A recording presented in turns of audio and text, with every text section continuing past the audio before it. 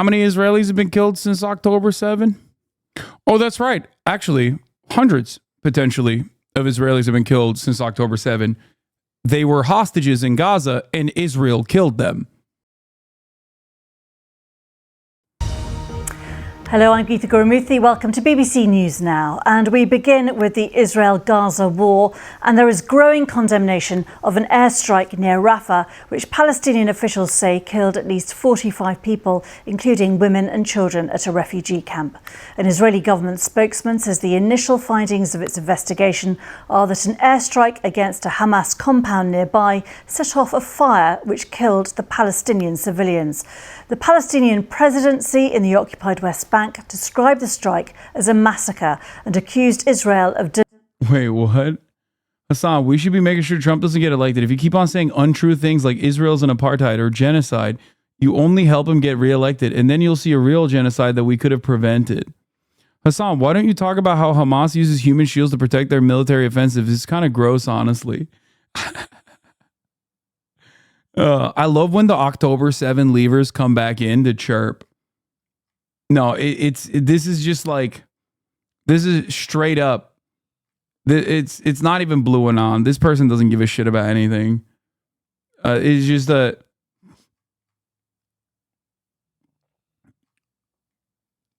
untrue things like Israel's an apartheid. Brother, there are certain things that I'm not going to compromise on. Okay? Do I believe that Donald Trump would be worse than Joe Biden? Absolutely.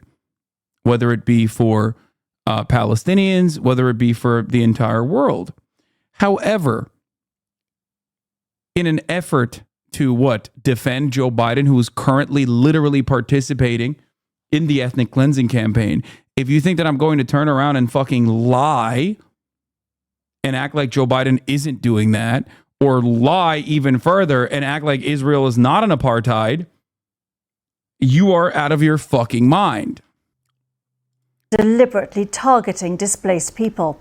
Egypt has also condemned the attack and called on Israel to implement the order by the International Court of Justice to halt its military offensive in Rafah. French President Emmanuel Macron says he's outraged by the Israeli strikes on Rafah, and Qatar also says it could hinder reaching a ceasefire deal. Well, it came just hours after Hamas said it had launched a rocket attack on Tel Aviv on Sunday. Several were intercepted by air defense systems, according to the Israeli military. Dan Johnson has this report. This was Israel. If you truly care about Joe Biden not losing to Donald Trump, instead of doing this dumb shit and portraying yourself as a genocide denier, you should probably be smiling and dialing. One, you should probably be trying to pressure the Biden administration to change course on Israel. That's number one. And when you're done with that, you should be calling people to explain to them why voting for Joe Biden would be better. That's probably a little bit more productive for you, because coming in here, one of the most consistently pro-Palestinian fucking communities and thinking that you're going to make this kind of impact is silly. You just want people to yell at you.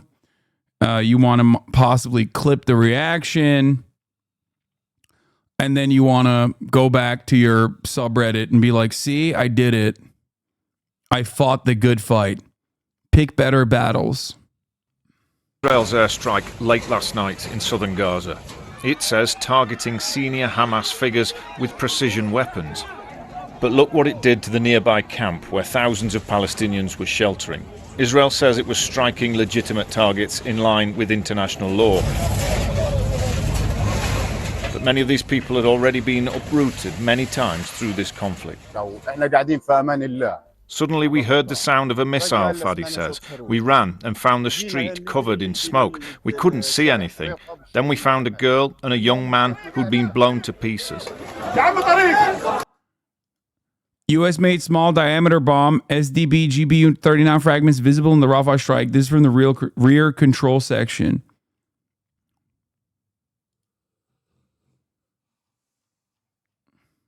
Good stuff. As your tax dollars at play, baby. As Brandon's It's Brandon's weapons right there at play. Women and children are among the casualties here in what they believed was a safe humanitarian zone. This morning, Israeli drones surveyed the damage as people questioned how this could happen. We heard a very loud sound and saw fire. The kids were screaming, and all the rooms surrounding us were made out of metal sheets. The sound was terrifying. We set up our tents here, and it has been targeted. They killed our children and burned our women and elderly in the place they claimed was safe. This is our 7th time being displaced. Earlier yesterday, Hamas reminded Israelis it remains a threat. Tel Aviv came under rocket attack for the first time in months. This also is yet another instance where the Israeli war is just a failure, an abject failure. Anytime there's fucking air raid sirens, anytime there's bomb sirens in any part of Israel that isn't like, I guess, northern Israel, it's just another reminder that like the entire ethnic cleansing project was an abject failure. Another thing that is very important to consider, in my opinion. Because it's like, I thought you were eliminating Hamas. What the fuck happened? Like, it's been 8 months. I don't know if my autism that makes me have blunted emotions towards the conflict, but I will never understand how anybody can see Hamas, not good, condemn, throw a rock against the greatest anti-defense system in the world, and then Israel glasses the Palestinians in response and think that both sides are equal, or if Hamas simply laid down their arms, everything would be chill. Who holds the bigger stick to enact change? Yeah, no, it is that simple. It is literally that simple. It's just Israel has all of the power to stop this and choose not to. There are questions over Israel's military strategy and an international court ruling against it. Israel continues the military action that has been asked to stop. Also, Hamas is launching rockets against Israel, so both sides don't respect the ruling of the court. This is so funny. Yeah, dude, I know. It's so crazy. It's so crazy. I can't believe Hamas is lobbing rockets into Israel still. Oh, man. Who's really the bigger villain here? I can't really put my finger on it. How many Israelis have been killed since October 7? Oh, that's right. Actually, hundreds, potentially, of Israelis have been killed since October 7. They were hostages in Gaza, and Israel killed them. So there is that aspect. That is true. I forgot. Because they're functionally Palestinian at that point, because they're inside of the kill zone. They happen to be inside of the kill zone, and therefore they are now functionally Palestinian, and also that means they are Hamas. Israel says a review will examine this loss of life. But it's Palestinians who count their dead and wonder where in Gaza they can find safety. Dan Johnson reporting. Well, Avi Hyman is a spokesman for the Israeli government. He explained the objective of the Israeli strike on Rafah. What happened last night, sadly, there is no moral equivalence between the two things. What happened last night is we went after 2 high-value Hamas targets, and it appears from initial reports that somehow... Damn, dude, what happened to that fucking initial report? Oh, shit. Perhaps they should have just waited a little bit longer before coming out and chirping. Except, of course, it never really, there's no punishments for this kind of behavior. So it doesn't really matter. Why would you not lie on television if no one fucking fact checks you? Or if no one goes, hey, didn't you lie like this before? And like 100 times in the past 8 months? Yeah. I mean, this, like I said, this is a newspaper clipping for like 25 years ago. I don't know exactly when it's from. Israel style public relations. Sir, a quick guide to Israel's PR methods. 1, we haven't heard reports of deaths. We'll check into it. 2, people were killed, but by a faulty Palestinian rocket/bomb. 3, okay, we killed them, but they were terrorists. 4, okay, they were civilians, but they were being used as human shields. 5, okay, there were no fighters in the area, so it was our mistake, but we kill civilians by accident. They do it on purpose. 6, okay, we kill far more civilians than they do, but look at how terrible other countries are. 7, why are you still talking about Israel? Are you some kind of anti-Semite? Test this against the next interview you hear or watch. Adam Johannes, Secretary Cardiff, Stop the War Coalition. That literally, this This is not from like this round, okay? This round of ethnic cleansing. I forget exactly where, when this was posted, but it was like fucking 20 years ago, I think. It's literally from 2001, I think. I've been saying this since day one. They killed a third of Hamas fighters while they recruit a bunch more, destroyed only a third of the tunnels, bombed a bunch of hostages, and strengthened Hamas politically to unprecedented extents. The only achievement is a temporary weakening of Hamas's direct civil/military control. It's not just genocidal, it's completely nonsensical. Well, genocide is completely nonsensical. Think about it this way. The final solution. Think about the final solution for a second. What the fuck are you doing wasting resources while you open up new fronts of the war and get your shit pushed in? Genocide is always nonsensical. Like, that's the whole point. This is why we say fascism is a death cult. This is why we say fascism is like inherently a suicidal ideology. It just makes no sense when you're like, well, what are we doing here? Is a question one must ask. It's from 2014, I think, still long ago. Oh, okay. It's not from 2001. It's from 2014. Still 10 years ago.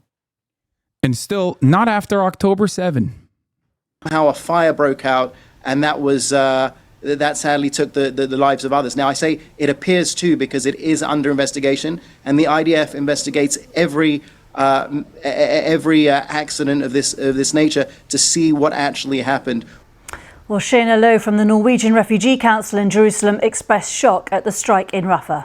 We are just as shocked as everyone seeing the images coming out of Gaza late last night and early this morning. This is a clear sign of why the implementation of the ICJ's order last week on halting military operations in Rafah is so necessary. It's truly unconscionable to think that it's almost 8 months into this, we are still seeing images of women, children, civilians being targeted and killed in such a way. The head of Gaza's largest United Nations agency, UNRWA, Philippe Lazzarini, says the strikes in Rafah are a reminder that nowhere is safe in Gaza. I cannot comment on the casualties because we haven't been able to properly communicate with our team on the ground. I saw images. They are deeply disturbing and horrifying. I think we have been clear more than once. There is no safe space in Gaza. Will it ever get to a point where the UN security force will be sent into Israel? They can't override the US? No.